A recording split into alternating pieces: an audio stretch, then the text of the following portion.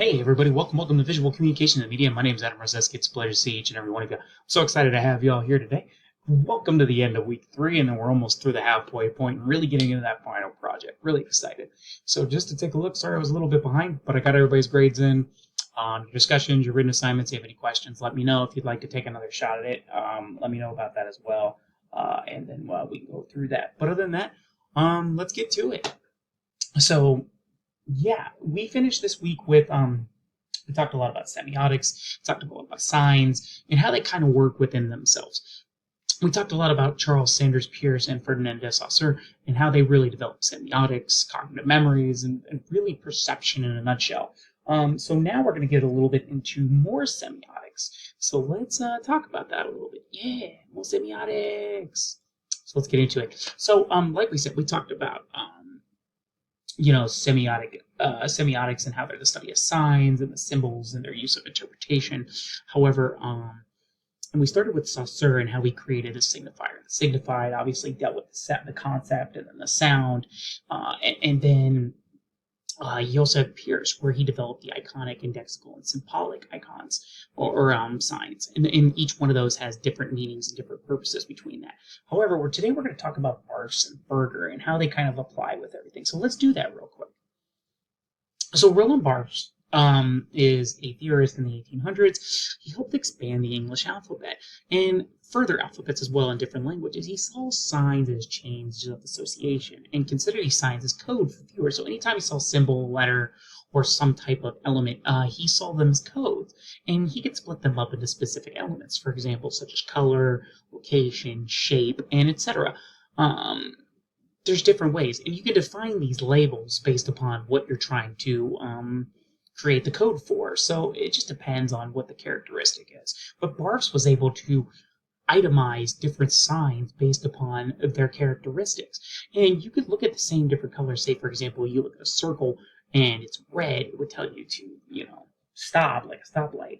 However, what if that circle is blue? What would that differ? Yeah, the sign would be different and the code would be different as well.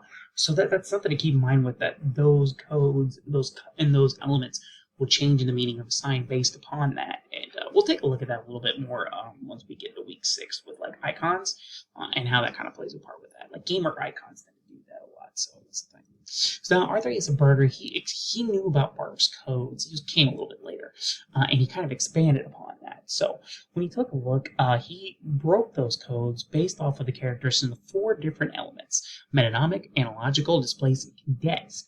They all kind of play a part with each other. So metonymic codes are assumptions about a sign. So when you take a look at a sign, you automatically assume something it is. It's kind of like a causal, indexical icon in a way where it'll have a causal effect. So sometimes people make assumptions about a sign as something what could it mean. Be like, I think that's a thing.